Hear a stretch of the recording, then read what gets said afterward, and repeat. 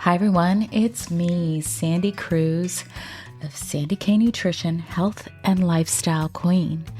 For years now, I've been bringing to you conversations about wellness from incredible guests from all over the world.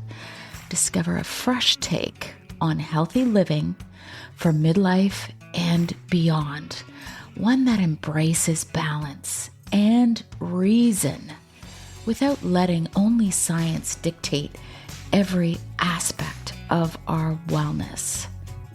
Join me and my guests as we explore ways that we can age gracefully with in-depth conversations about the thyroid, about hormones, and other alternative wellness options for you and your family.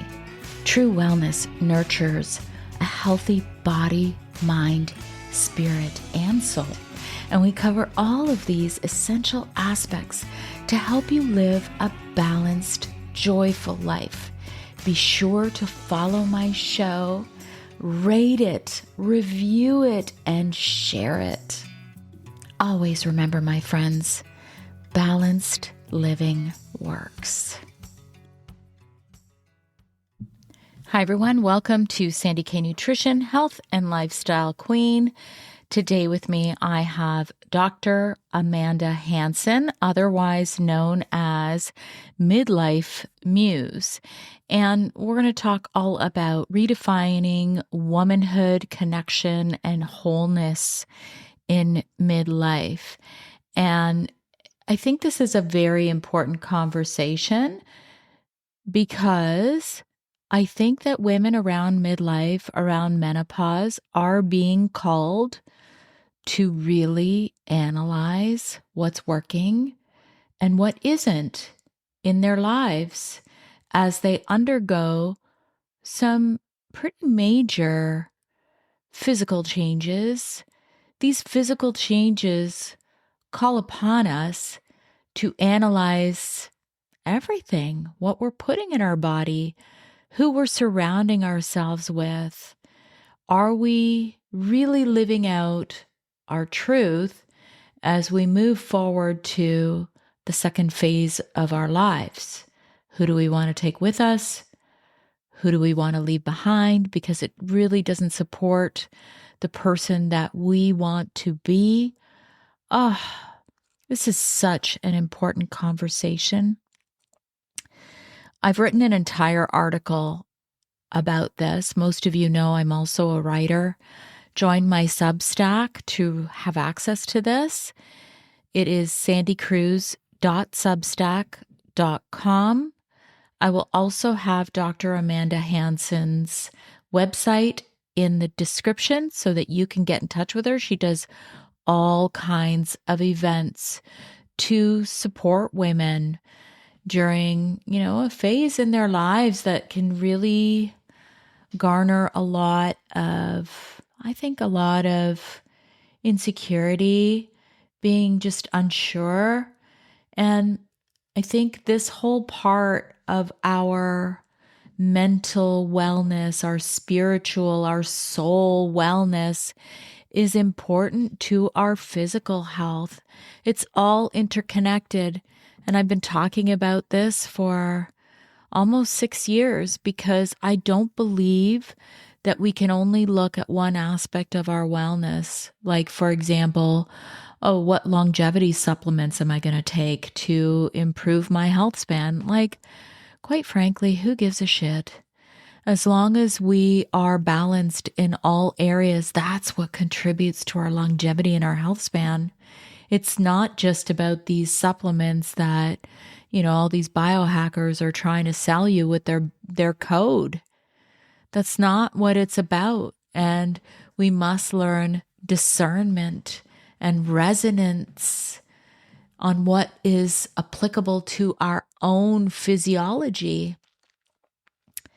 So I write a lot about this in my Substack. I also write a lot about scientific information as it relates to menopause and longevity. I've written an incredible article, and I used my mom as an example about how we can improve our bone health, even though we were diagnosed with osteopenia in our 50s, like my mom was. So join me there. Join me on Instagram. I am Sandy K Nutrition everywhere.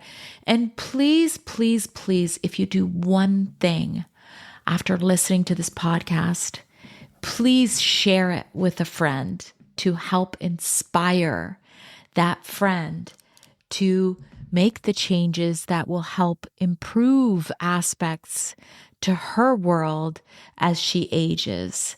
And now let's cut on through to this amazing episode with Dr. Amanda Hanson of Midlife Muse. Hi, everyone. Welcome to Sandy K Nutrition, Health and Lifestyle Queen. Today, I have a special guest. I have Dr. Amanda Hanson, otherwise known as the Midlife Muse. She is a doctor of psychology, a speaker, and an author known for her transformative work in redefining the paradigm of womanhood with a deep understanding of both body, mind, and soul.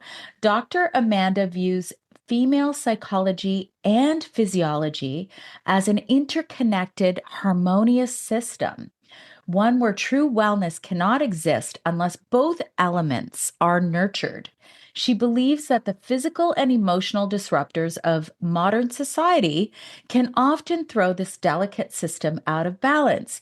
Yet, instead of addressing the root causes, society frequently offers women superficial band-aid solutions. Dr. Amanda challenges that norm, empowering women to reclaim their power, realign with their inner truth, and thrive in every stage in life.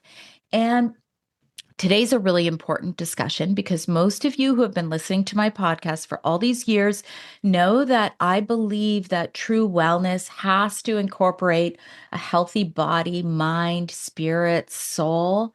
And this is why this conversation is so important because we are going to be talking about redefining womanhood and the connection and the wholeness at midlife. Because I think at midlife, a lot of women go through changes. I know I went through changes, and I know Dr. Amanda went through changes. So this conversation is really going to be there as a tool. And Dr. Amanda has many of them available to us. So today we're going to share a few of them. And with that, welcome, Dr. Amanda. Thank you so much for coming. Thank you so much for having me. I'm looking forward to sharing with your audience this conversation, which I think is really important. I agree because, you see a lot of times you will see women, they will start to exercise. They will really, really watch what they're eating, but they're not taking care of all aspects of their wellness and they still may not feel whole. So, I would love for you to give us a background on your story. I think it's very important to what you do now. Yes, well, I'm a clinical psychologist and I have been working with women for well over 25 years now. I am also a mother of four young adult children. I've been married for almost 29 years now, and I have worked with women literally from every continent, every background, every race, every religion, every belief system imaginable.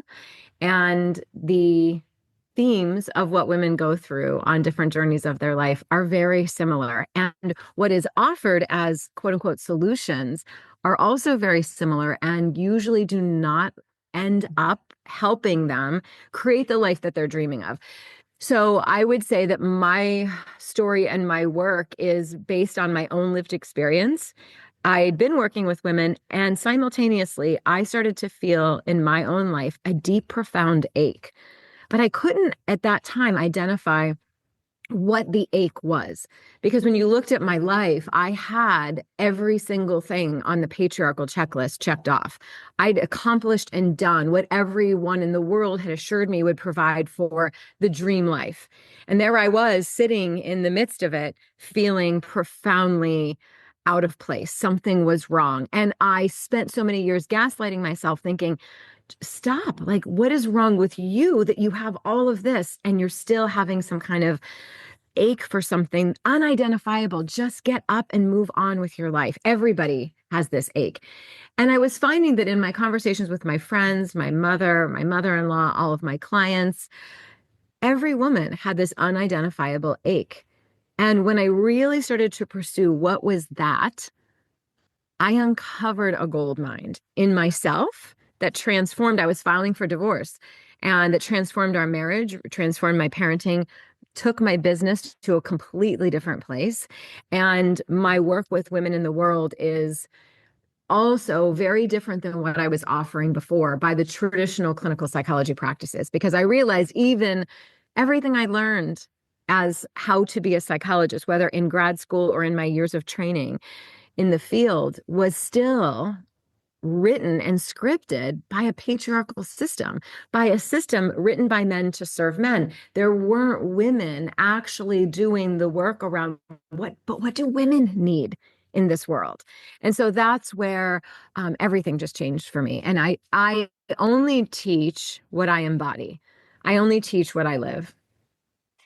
I think that's important, right? Because you can kind of like, I feel your work through you. I can feel it. And I think that a lot of times that's very hard to portray, really, especially in this world of social media. But I mean, I just want to speak about one podcast episode. I listened to a few of yours, but one of them where you were unwell and you asked, okay, this hit me so hard to the point that I can actually get tears in my eyes, Amanda, because you said, it was basically something about that you needed the nurturing and you're always afraid to ask for it.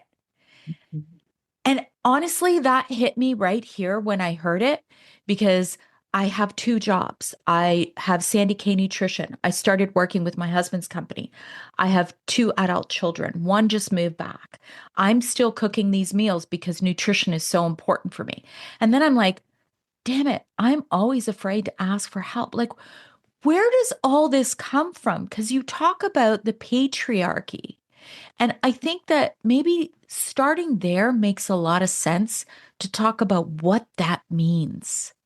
Yes. And the patriarchy isn't men, right? The patriarchy is a system that was developed 5,000 years ago where we started removing women from any form of leadership, any form of religion, philosophy, conversation, science, everything and anything because of, I believe, the fear and the power of this mystical essence of a woman. And so to do that, you have to make her afraid of herself. You have to make her feel not worthy. You have to make her feel like she has to be in service to earn her place. And so I think that this belief that we as women feel we have to earn love, we have to perform to receive love, that our sheer essence or being isn't already enough. Now, by default, we are absolutely going to show up for our people. We're going to do things. But I think there is a system where it gets very out of balance. And we, not even oftentimes our family, we tell the story that it is our job as a good woman, a good mother, a good wife to do these things. And we burn ourselves out to the point of sheer exhaustion, autoimmune disease, and don't feel that any time for ourselves is worthy, that it is childish, it is a waste of time, it's unnecessary. And so, but what's so interesting is there's this very quiet but seething resentment that builds underneath the surface. And that's such a burden and so unfair for the people in our lives. And it's if we're waiting for other people to say, you know what, don't make dinner tonight. You know what, we've got this. We're going to really start doing our part around here. That won't happen because everyone is used to women being in that certain role. So it really takes us asking. And it's phenomenal what can happen. But here's the trick to ask for support, to ask for people to pick up, around the house and as far as the tasks go, or to ask for something very specific for yourself. Here's the trick. The asking is hard, but what's even harder, I have found for women and I found for myself, was the practice of receiving. because the stories in my head were like, well, I mean, gosh, now look, I've inconvenienced everyone. That was ridiculous. I shouldn't have done that. It would have just been so much easier for me to do it. Now I feel like a burden. Now I feel like I'm so needy. The stories, the stories, the stories. And to sit with the ability to receive and change that narrative is its own work to do, and very vulnerable, what it brings up.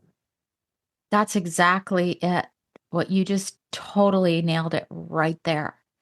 So, as somebody who I will say, okay, new rule, I need some help, you guys. I need you to maybe cook dinner. I need you to pick up after, take turns cleaning up after dinner. But then it's exactly what you said. Then I'm like, oh, maybe I'll help just a little bit. Oh, maybe I'll just do this part. It's, I don't know how to let that go. And I think I'm so not alone in that. Yes. And I also think it's a disservice to our relationships to always be in there taking care of everything. There's something really beautiful, this artful like dance, if you will, when we ask for something and we don't say, even like the languaging around it, like saying something to the effect of, I'd really like if maybe you could pick up doing dinner one night. It's like we remove the maybe. I would really like to get some clarity on the weekly schedule. Who's going to do dinner on what nights? And we can even get a calendar and we can hang it in the other room. So it's super clear. I've got these nights, you've got those nights. Just really take this wishful thinking or dropping of suggestion out of it. And as a queen, be very matter of fact, very diplomatic about it, right? And then allowing yourself to receive the meals, receive the cleanup. So it's less of, well, maybe as it's so much more of, let's reimagine how we can do this differently. And here's why, right? I think when I help my people understand the why behind it was also, and it's not about explaining myself as much as letting them know that while it's been going this way for this many years or decades, here's why things are shifting and why I'm asking for your support. Right? Because women have typically fit in their career wherever they can like figure out how to pretzel it in to everything else. So we don't take on less. We do everything we've been doing. And then we also have our career in there somehow. And it's this idea that women are capable, we tell the story that we're capable of doing everything, but long term, the relationship suffers with ourselves and with our loved ones. So being able to come from this place of not just being a support character in everybody else's lives. And I see women do that. And I did that for a very long time. I was everybody's support character for their dreams. And if there was 1% of energy left, it went to my dreams. And I just decided, you know what? They're all old enough now. I'm going to take on the role of main character of my life and let them sometimes be the support character in my life. And we're going to ebb and flow. And there'll be places and times where I'll be the support character in their lives, but I'm also going to be the main character of my own life. Yeah. And then I guess that resentment, that anger, because every single woman I know has had those moments and you hear it, bitchy menopausal women, right? Mm-hmm. It's a term that you hear, but what are your thoughts? Do you think that often it's that underneath resentment for all of that you've already mentioned? Yes. And I also think that our estrogen is lower during menopause. So that caretaking hormone is not at the same level that it used to be. And now we're frustrated, right? And I think that this is a perfect time and a perfect place to, rather than be resentful, rather than punish everyone in our thoughts and our minds or withholding intimacy or connection, this is a beautiful time to reimagine. Midlife is such a fertile ground for reimagining and beginning again. And going to the people that we love and saying, "Hey, I know that for so long it's been operating this way.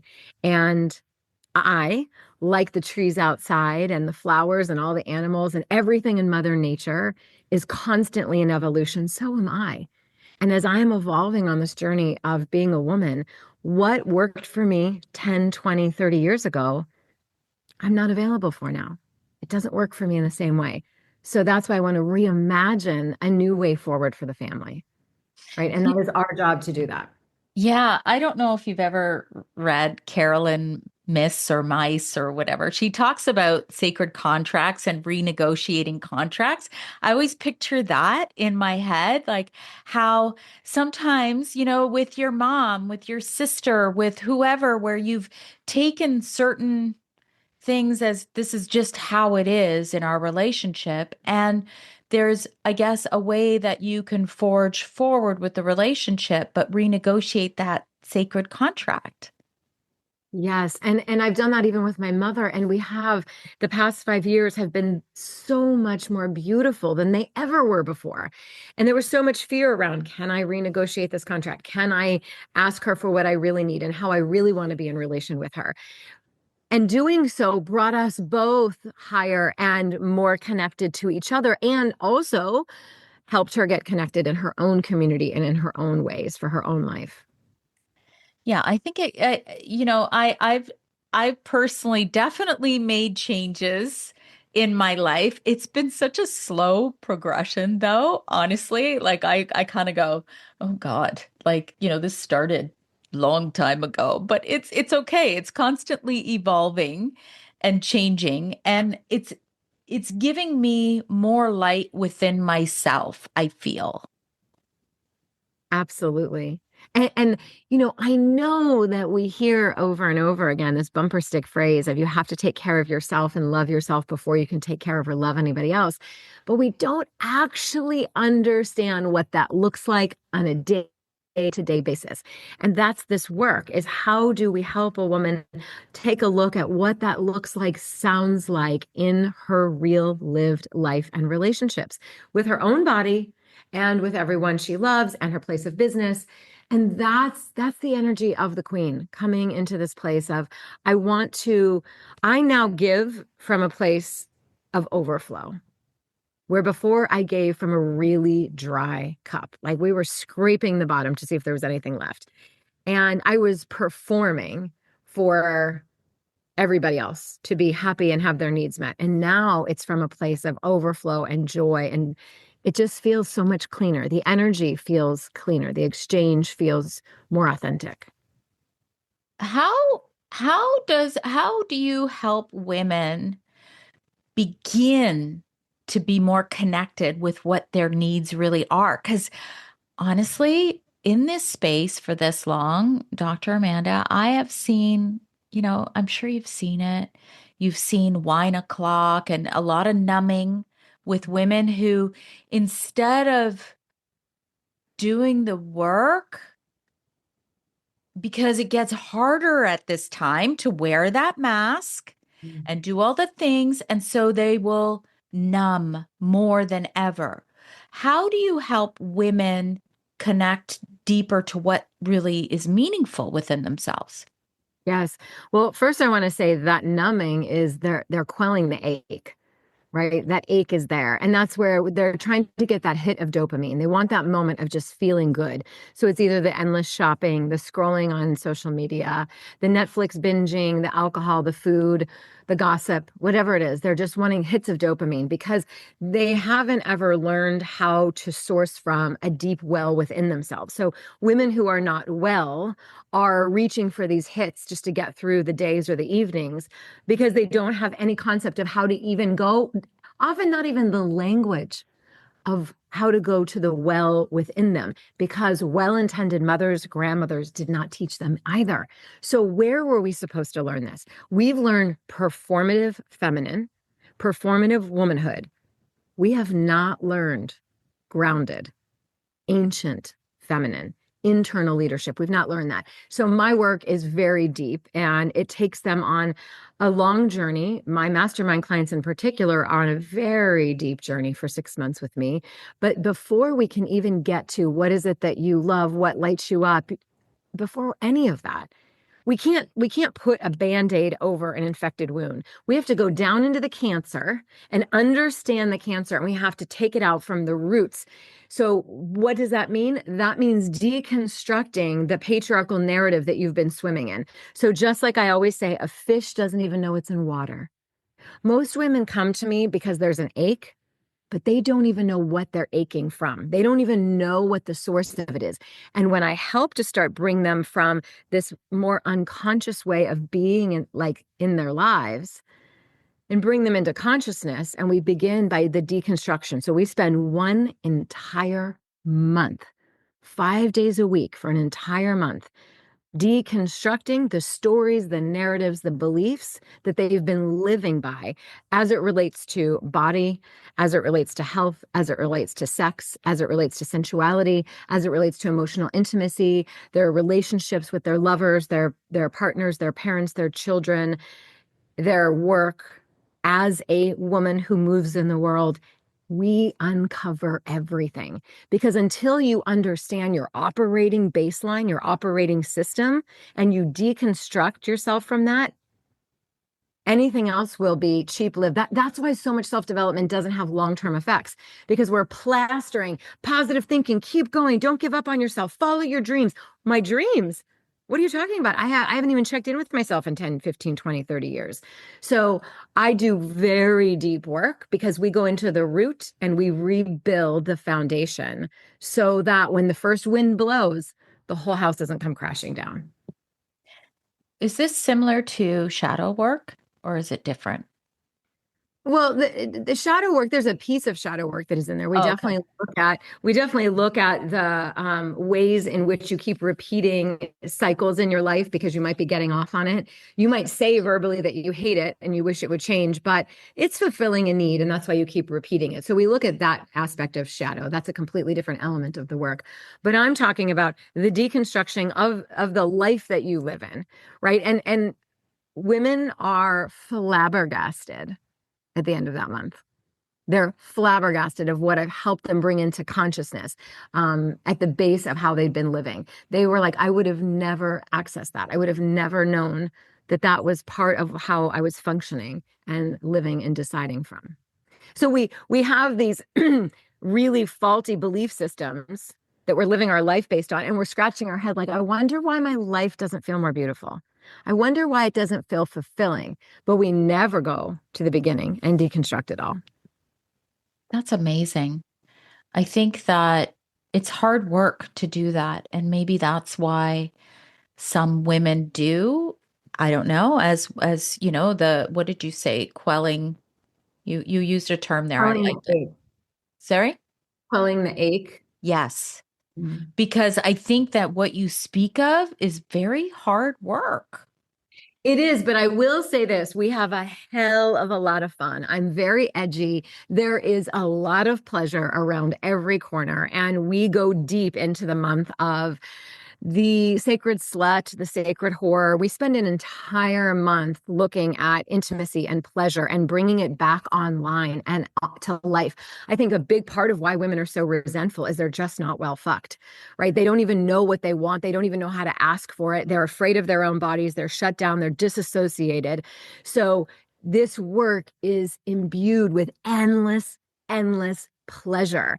That is at the root of this work, because I am not here to create a journey of healing as suffering. Mm. I'm here to create healing as beauty and art.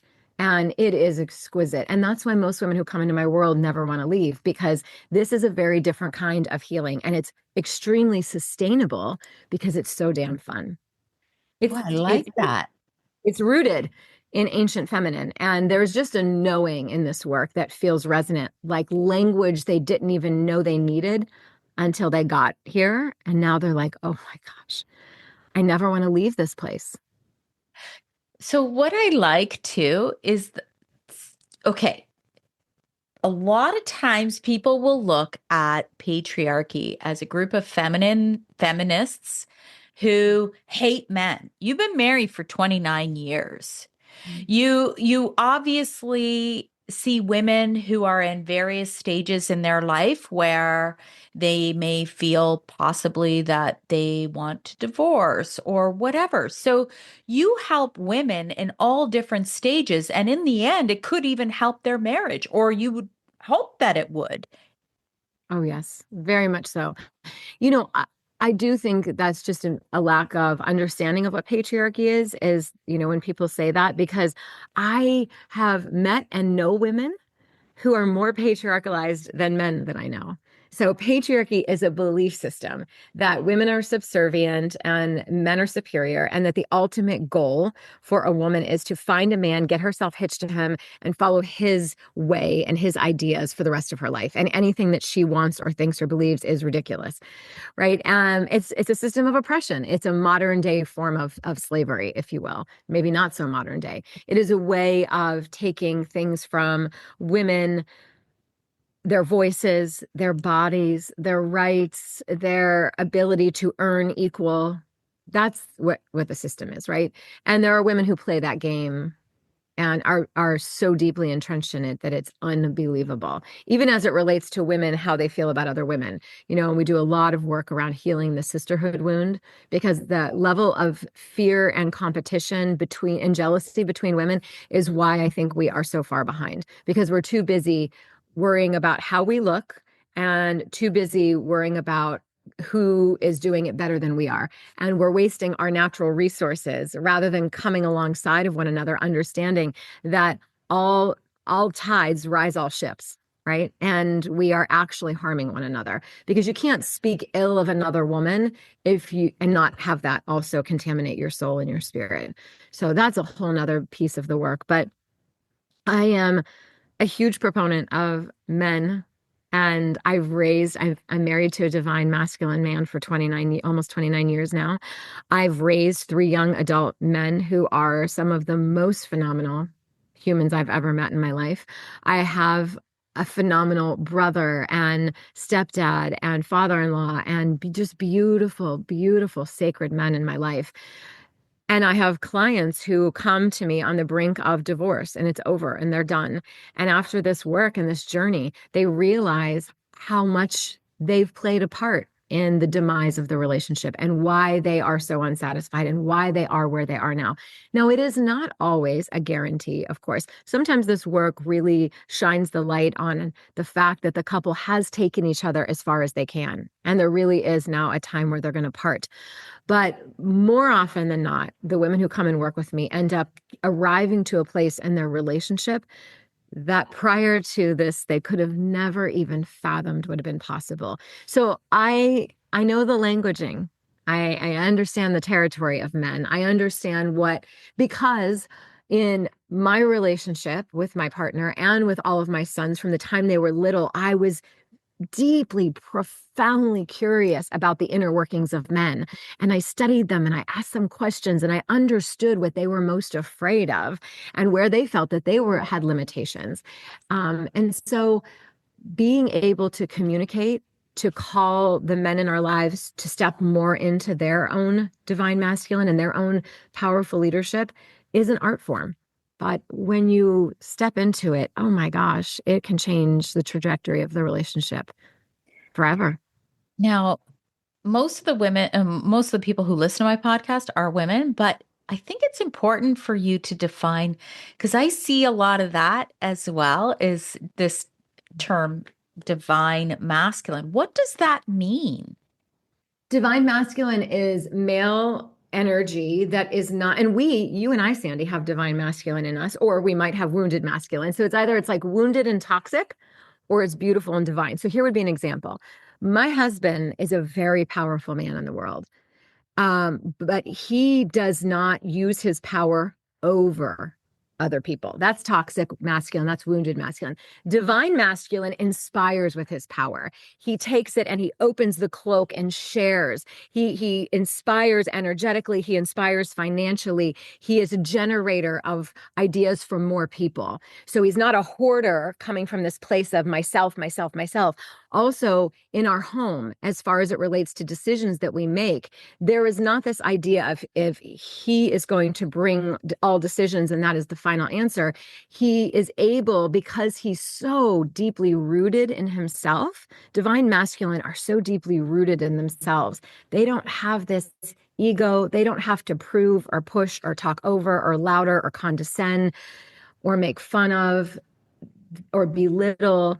they are so deeply rooted in who they are that they can hold space for other people's ideas, beliefs, conversation. So my husband is a very curious person who is very curious about my experience in this lifetime as a woman, what I feel we need to do as it relates to raising the children, where we need to make our next decisions financially, where we need to move. We bring all of our ideas together and we collaborate on everything together because he has so much honor and respect for my leadership as a woman and my experience in this world. So the divine masculine holds that beautiful space for the woman in his life, the children in his life, the people who work for him to come in with their ideas as well and look at the collaboration and effect of what is possible. Mm, that's a great way to describe it. I would love to go back to the whole, I know that that's a very big piece, but it's still a part of this whole patriarchy of women competing with women because we see a lot of that where women will almost feel threatened if another woman maybe is doing something really cool that is something she's created on her own, or they will be not supportive. Like you see so many different ways. Like, so for myself, I've always been like, I've been in the podcasting world for over 5 years. And it's like, I know other podcasters, I'll be like, oh my gosh, she's amazing. Let me introduce you to her. You'll have to interview her. But it hasn't been reciprocated in certain occasions. And I can feel that energy. I can feel it, Amanda. And I'm like, okay, well, I can't keep giving Mm. in that situation, but I would love for you to just kind of like, where did this come from? Because I personally, the only time the little hairs on the back of my neck stand up is when I feel that competitive energy. I'm like, I don't even understand why it's coming to me. Mhm, mhm. Yes, well, I think just like the patriarchal structure 5,000 years ago, there were limited resources, right? And women were being auctioned off and bid on to become wives. So there was literal competition between women, right? It was like, I want to get picked. I want to be the wife. I want to be the one with the roof over my head. So there is an element of survival that is underneath it. And as we've evolved, we haven't necessarily done the work to have that part catch up. And so but here's the truth. I mean, my gosh, even if we look at big corporations, there are still very few seats at the table of big corporations for women, right? So there's still this sense of I have to be the best. I have to step on you so I can get higher, so I get noticed, I get the promotion, I eventually get that board seat. So there is an element of that still playing out. But I think that there is this belief that there's not enough resources to go around. I really think that's what's at the root of it. It's like, can I be the prettiest? Can I be the youngest? Can I be the thinnest? Can I be the smartest? Can I have the most followers? Can I have the biggest bank account? Can I have the most successful husband? Can I have the children who go to Ivy League school? Whatever it is. Every woman's got a different flavor of her style of competition that is helping her feel more worthy or more secure or more safe, if you will, unconsciously. I don't think this is an active conscious process that's going on. So what I love to say with women and myself is when we notice the feelings of jealousy coming up, because it is human. Jealousy is part of being human. If you notice the feelings of jealousy coming up, what I love to have women do is pay attention to what does she have that makes you feel jealous? Because more often than not, what she has is what you desire to have, but you don't feel brave enough to claim it, or you're not sure how to do it. So, for a long time, I remember being places as a very young girl and into young adulthood. And just recently, I would say in the last 5 years, as my relationship with my mother has changed, I've been able to ask her to really look at this. So she doesn't even do it anymore. But we'd be out in the world, and my mom would make a comment about the way a woman was dressed or if it was fairly tight or revealing.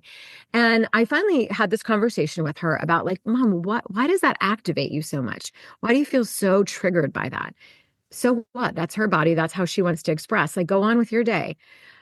what we ended up coming to was my mom has spent, she's 76 now. My mom has spent her life feeling imprisoned by her body and not free in her body and wearing clothes to almost not show certain things, right? So to see that really activates, like, how dare she be that free? I would never.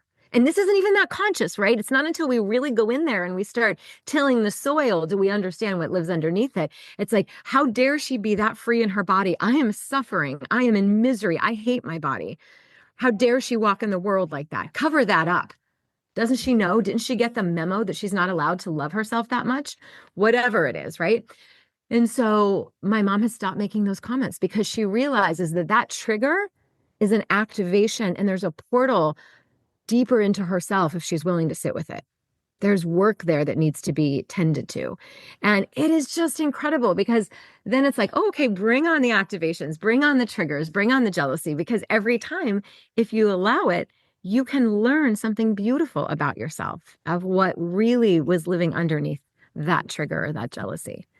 Mm, And I'm yeah. always in favor of, like, let other women's freedoms, let other women's expressions be permission that it gets to exist. You know, I know there occasionally, and this is so occasionally, but every once in a while, my team will tell me that there's a woman who's come onto my social media and she's like, you're so full of yourself. Stop posting pictures of yourself. Nobody wants to see it. You know, we just delete and block those women because that energy is just not welcome on my page, because I'm trying to set a new narrative. Women have been erased for so long. If we don't actually see a woman over 50 loving her non-injected, non-Botoxed, non-colored, non-filtered self, we don't actually even have evidence that it exists. So I'm showing up forevermore to showcase that there is a different way. But if we don't ever allow women to take up space and claim their own voice and their own power and their own bank accounts and their love for their bodies, we don't believe it exists. We believe that it's all suffering and all misery. So we also have to learn to become comfortable with women who take up a lot of space and who really love themselves. Learning to become comfortable, because that's evidence that we get to do that. It's an example. We have a lot of examples of women who hate their bodies, who are suffering, who are miserable, who are hiding. And I just want to serve as a different kind of example. And occasionally that means it's going to rub some women the wrong way because they haven't done their own work around visibility. That's so true. Oh my God. I was slammed so badly on TikTok for a while there. And so what I did, and I mean, like, like really mean comments. And I'm like, I'm just trying to help people. I'm not trying to hurt anybody. I'm actually trying to improve things in your life. But, then, you'll take my appearance and you'll start calling me things. And so what I've started doing, honestly, is I can't, I don't argue. I Yeah. don't try and change someone's mind. But one thing that's become very important to me, I'm 55 years old. I've had a lot of life. And oh my God, why am I so emotional? But I want to protect my peace. Yes. Yes. And that's why I don't even read comments, right? Because I'm creating this body of work. My only job is to put my work in the world. Yeah, How the world engages and interacts with my work is none of my business. right. None. I create the piece, I put it out, I walk away from it. That's what we do with art. Yeah. We don't stand there in the museum around the corner wondering how many people like it, if they're what they're thinking about it. Everyone's always going to have an opinion, and it's not my job to police anybody, and I'm not interested. I know and trust with all of my heart and soul so profoundly that the right women always find my work. I don't have to convince anybody of anything, right? I had a live event last November that within 20 minutes, I sold $500,000 from the stage. And I didn't even sell. I basically was like, women were like, what's next? This 2-day experience is coming to an end. How can we work with you? And I said, well, this is my next offering. It starts in a couple of weeks. And within moments, the spaces were gone. And so we opened up one more cohort, and within moments, the spaces were gone because I'm not in a place of trying to convince anybody of why this work works. I'm here to share the offering. And I always know and believe that the right women step in. So I think there's something really freeing and beautiful about seeing your work as an artist and a conduit. Like this is a divine appointment that I have answered. The divine has put this message and this passion bigger than I can even explain inside of me. And I have a really big responsibility with that work. I can't be down in the weeds being worried about who said something about the way I look, or what they wish would happen to me. Like, I just can't. This message is too sacred and too big for me to pay attention to that. I couldn't agree with you more. Um, and you're probably going to have something very wise to say about this whole need or desire or want to be liked. Mm-hmm. And as long as we stay imprisoned, I think that's also that patriarchal, like, pick me, choose me. Because what we've learned, Sandy, is think about even all of the Disney style movies, anything where there's the princess, right? The princess is stuck in the castle, or she's in the glass coffin, or she's stuck in the tower, wherever she is, and she's waiting. We are bred on storylines to be saved, just to be so lucky if somebody chooses you. We never learn to save ourselves. We never learn to be the ones that are worth getting up and doing the thing for. It's only dependent on who's standing next to us. This is why women take abuse and stay in horrifying places and relationships and places of low pay and allow their children to speak to them like animals because they don't believe that they are actually worthy of anything more. So we choke these dried breadcrumbs down women's throats and try to tell them it's a feast. We never teach women how to source from within and how to build that banquet. We never teach women the love and approval of strangers on the internet. There might be nothing cheaper in the world.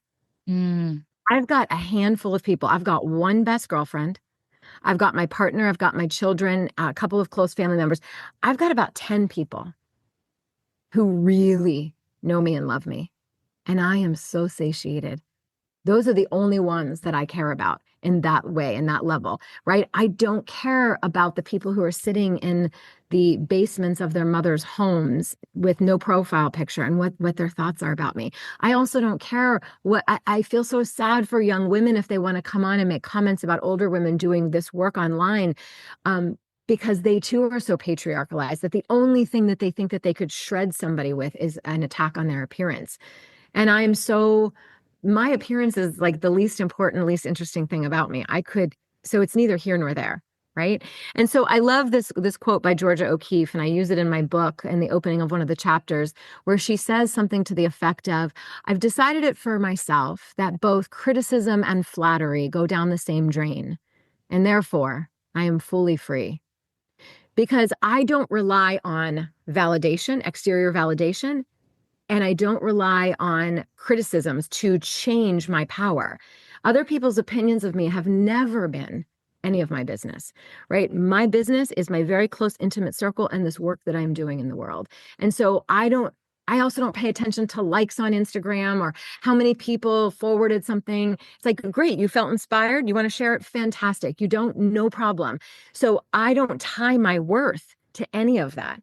And I think that when we are sourcing from within, I am connected, like I said, to such profound work and love for humanity that I only have so much energy to expend in a day. And it sure as hell is not going to be paying attention to that. Yes. Well, that's wise. I mean, maybe someday I'll get there.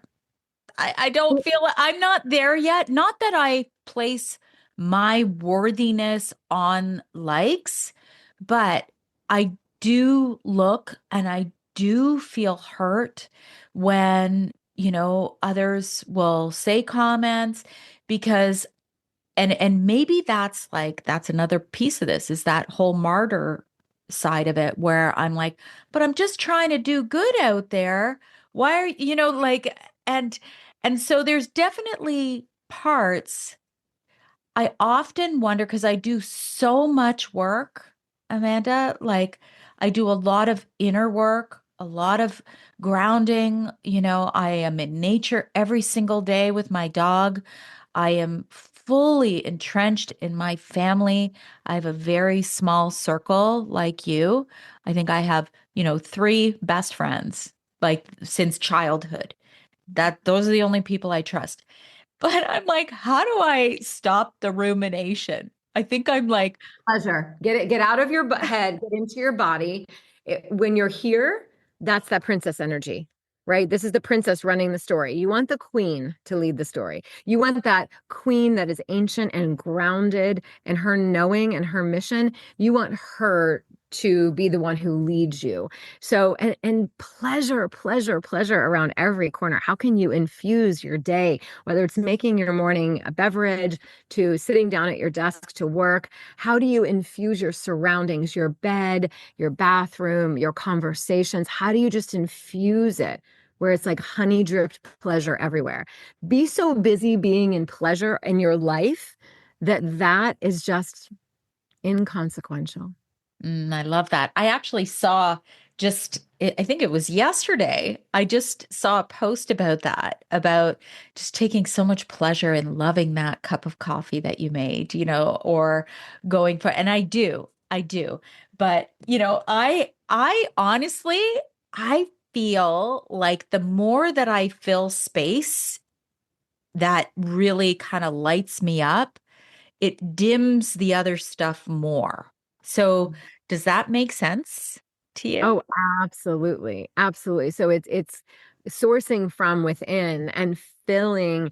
You don't need exterior validation or external validation when you are self-validating.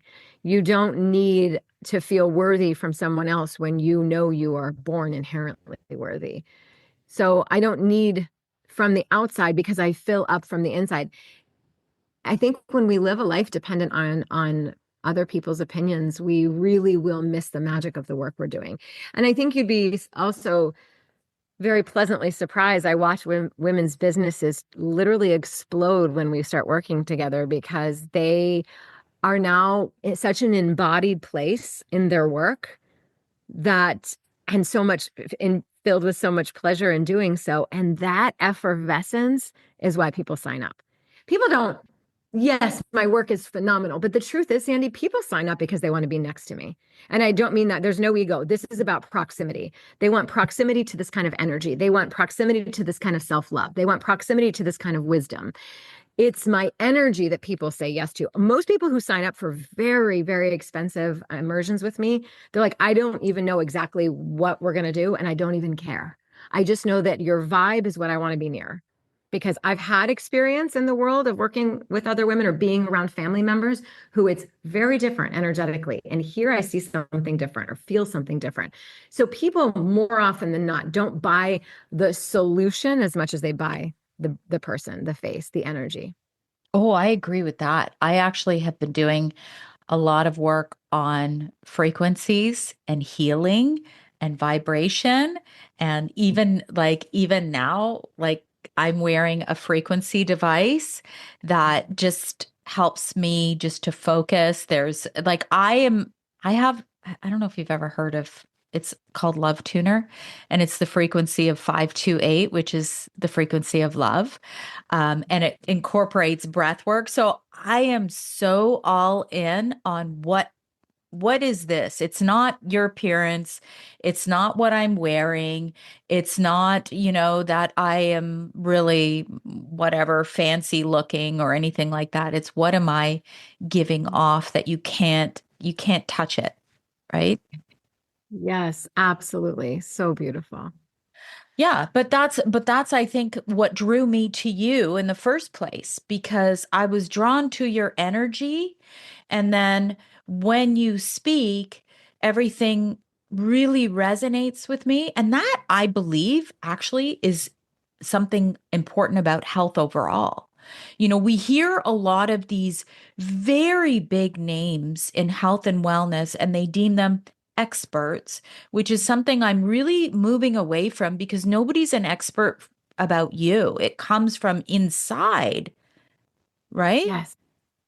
Oh, I could not agree more. Absolutely.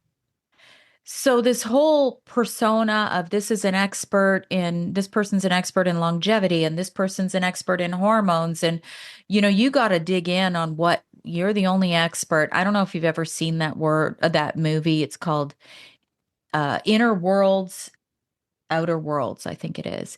But it really talks about the ancient wisdom of how we've gone away from that power that we have within us and that knowingness to giving it all away to other people. Absolutely. Women are notorious for that.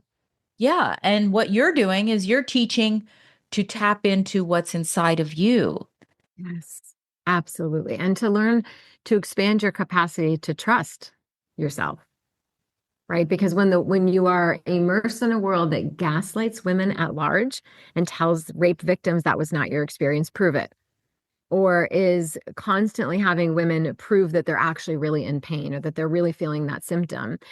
When we've been gaslit for so long, we end up not even believing ourselves. So teaching a woman how to trust her intuition and her knowing, she's like, what are you talking about?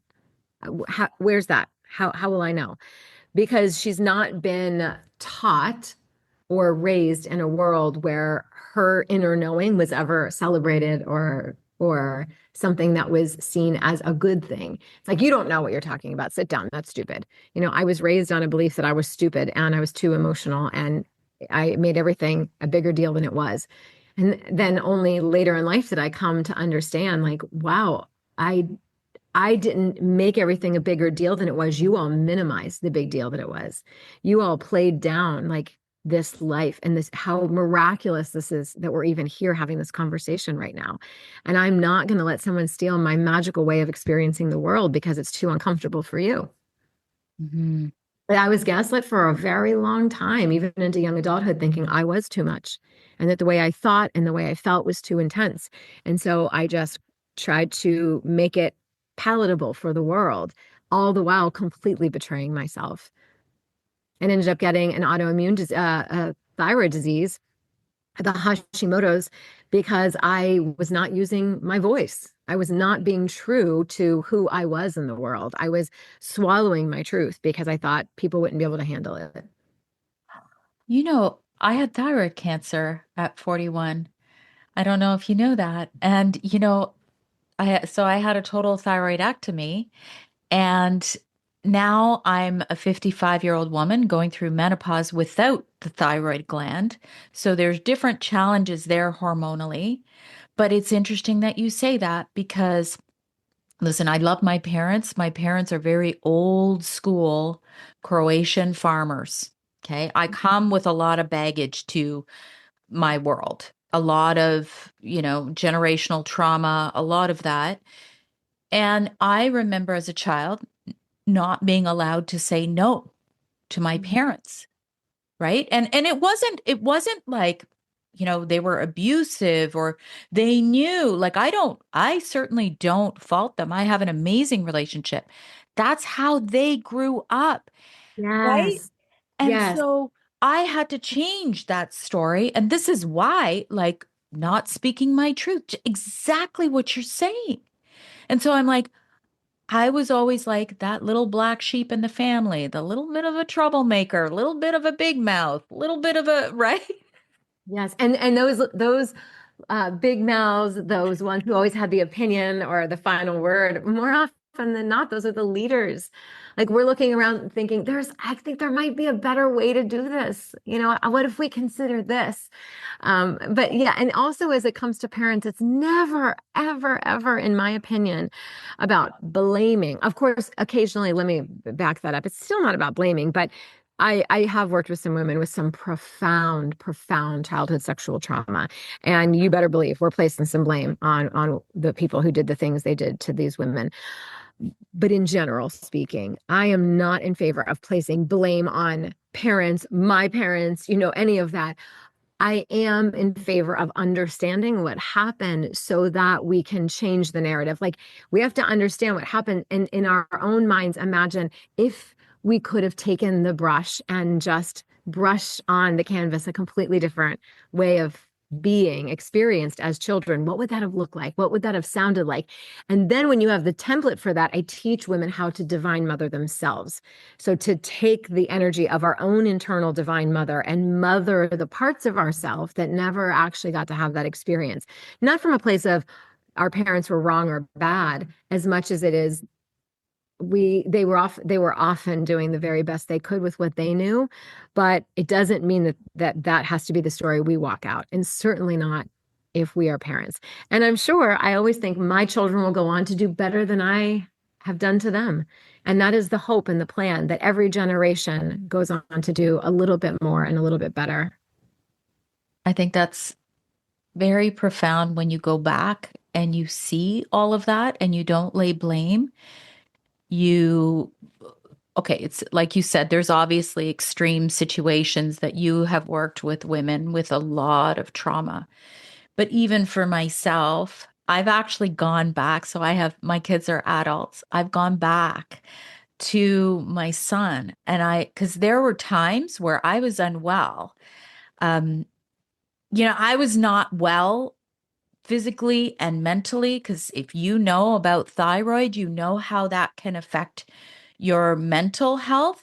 And I've gone back to my son and I've said to him, listen, like, and it was very healing for me. Do you remember when I would get so angry? And I've had these talks with him. And he's like, Mom, I don't remember that. I said, well, if that ever comes up, just know that I love you and I'm sorry. And I did the best I could. And, it was very healing for me too, because I'm like, I had to heal that part of myself. And then I had to heal myself physically because I was gaslit. I was told, you just need to take this one pill and you're going to be fine. And I'm like, but I wasn't fine. So that's when I started researching. I went back to college at 46 because I'm like, I needed to understand this. And it was like, I always call it breadcrumbs, right? Like I was following the breadcrumbs and I'm like, wait a minute, you need to give me T3, which is the active thyroid hormone.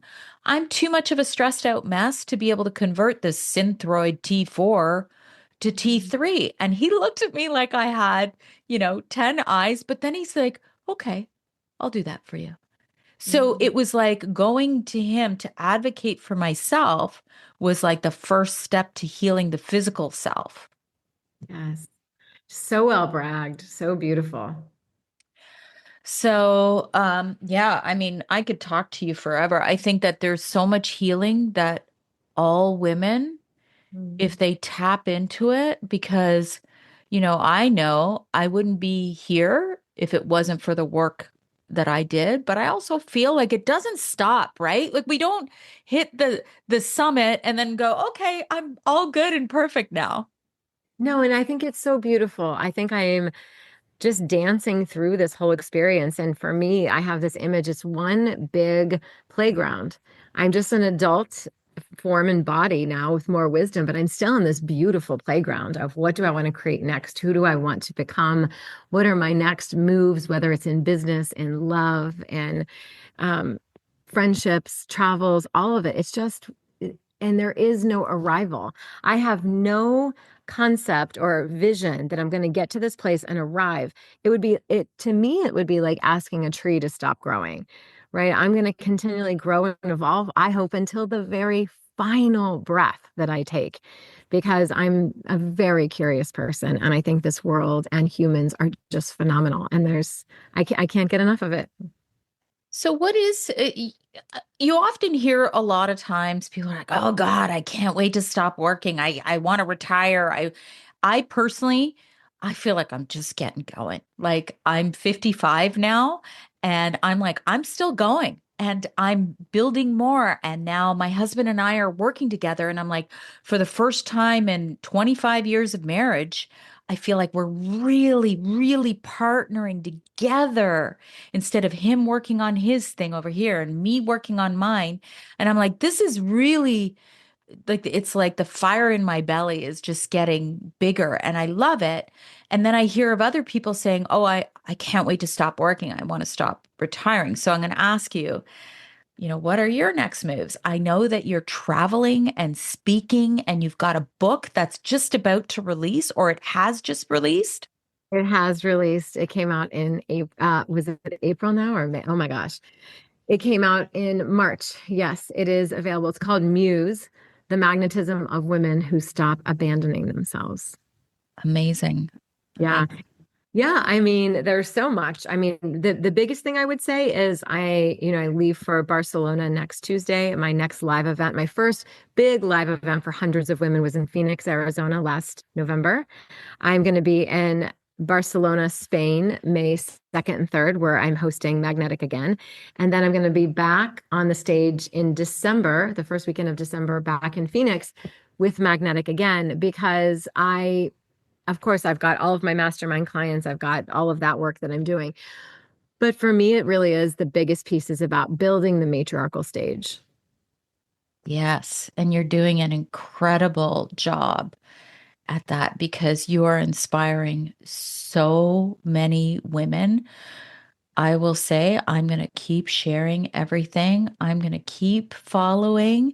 Maybe I'll see you in Arizona. I love Arizona. I've been to Sedona a couple of times. So, it's a Last very, year, a lot of women left when the 2-day experiential event was over. A lot of them rented cars and drove to Sedona, either in small groups or individually, to really go and place the intentions for the next year of their life after having been in this profound container for 2 days with women from around the world. that's amazing. And you know what? Both times that I've been to Sedona, I came back with some major change happening. I really believe, I believe in what you're saying. So you have the tools and then you go and ground yourself in those tools and really come and transform afterwards. I love that. Where can we find you, Dr. Amanda? Best place. Yes, it would be on Instagram is probably the place where I am the most active. I know that I have a presence that my team manages over on LinkedIn, on TikTok, and of course, I have my YouTube channel, but it would be Midlife Muse is my handle on Instagram. And my website is amandahanson.com. So that's where all of the programs and the ways to work with me are available there. That is perfect. Thank you so much. This has been such a really deep, emotional conversation. I really appreciate you so much. You're so very welcome. Thank you for having me. I hope you enjoyed this episode. Be sure to share it with someone you know might benefit. And always remember, when you rate, review, subscribe, you help to support my content and help me to keep going and bringing these conversations to you each and every week. Join me next week for a new topic, new guest, new exciting conversations to help you live your best life.